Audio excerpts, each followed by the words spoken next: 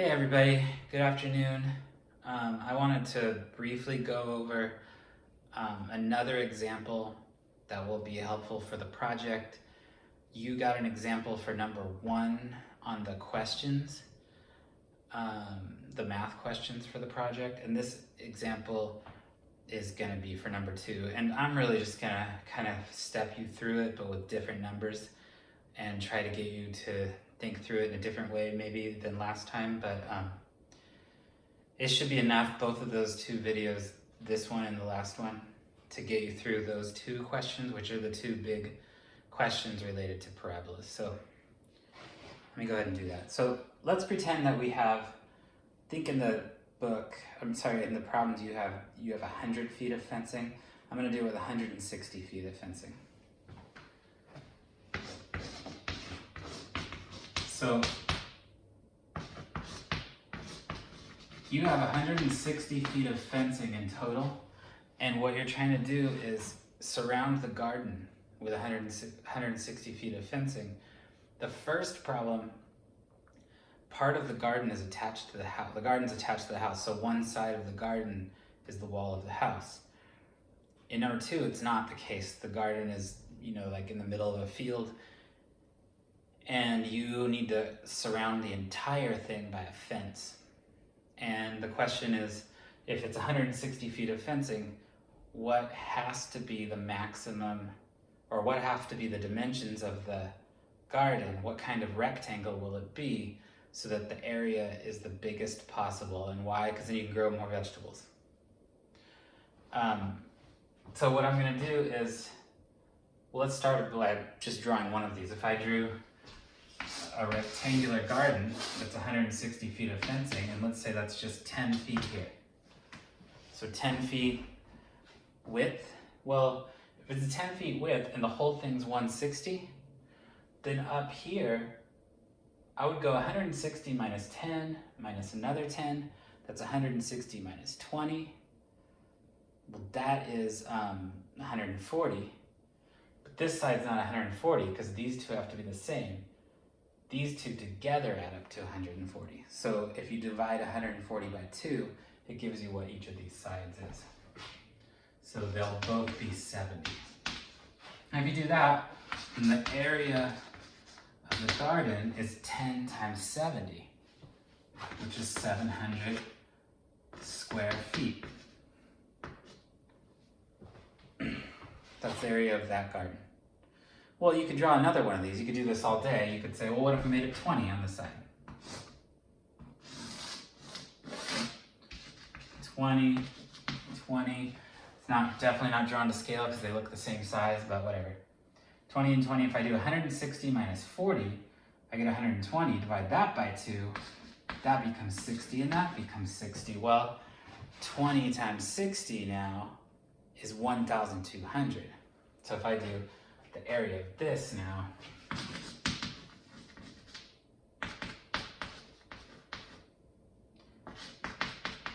so now we've got 2 different gardens, different dimensions, but the same amount of fencing. It's the same amount of material, but you can plant more stuff in this garden than you can in that garden. So then the question is, how should you arrange it so you get the most amount?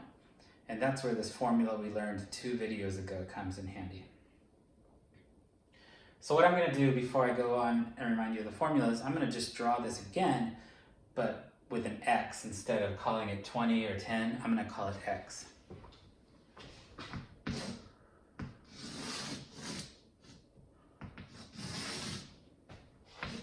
So X feet, that's also X feet. So then I got to go 160 minus 2 x's, so minus 2x. Then, I'm going to divide all of that by 2, because I've got 2 sides that are 160 minus 2x divided by 2. When I add them all up now, it'll be 160. 160 minus 2x divided by 2, fancy way of saying 160 divided by 2 minus 2x divided by 2. Well, 160 divided by 2 is 80. 2x divided by 2 is x, so 80 minus x. So all of this is a fancy way of saying 80 minus x. So that's 80 minus x. Down here, 80 minus x feet. So the area is length times width, so x times 80 minus x. And of course, if you distribute that x value to each term in the parentheses, you're going to get 80x minus x squared. 80x minus x squared. Well, if I do that, I can rewrite it. Instead of calling it area, I could call it y. And then I'll have a function. So I'll have y equals, I'm going to put the x squared first, and it's a negative. So I'm going to write minus x squared, and then plus 80x.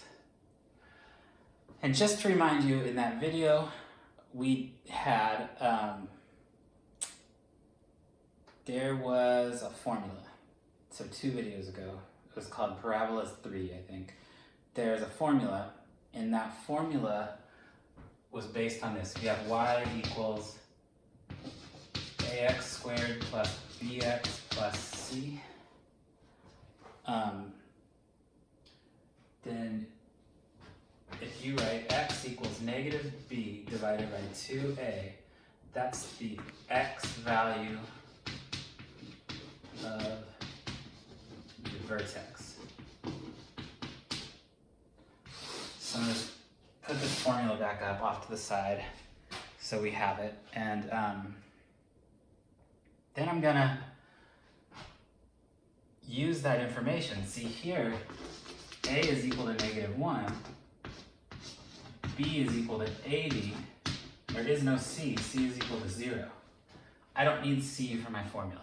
So now I'm going to use the formula.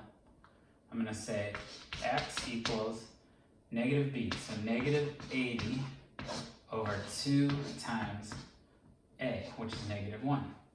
That's negative 80 divided by negative 2, which is positive 40. Well, if you remember what x is the width of this garden. If I could draw my garden now,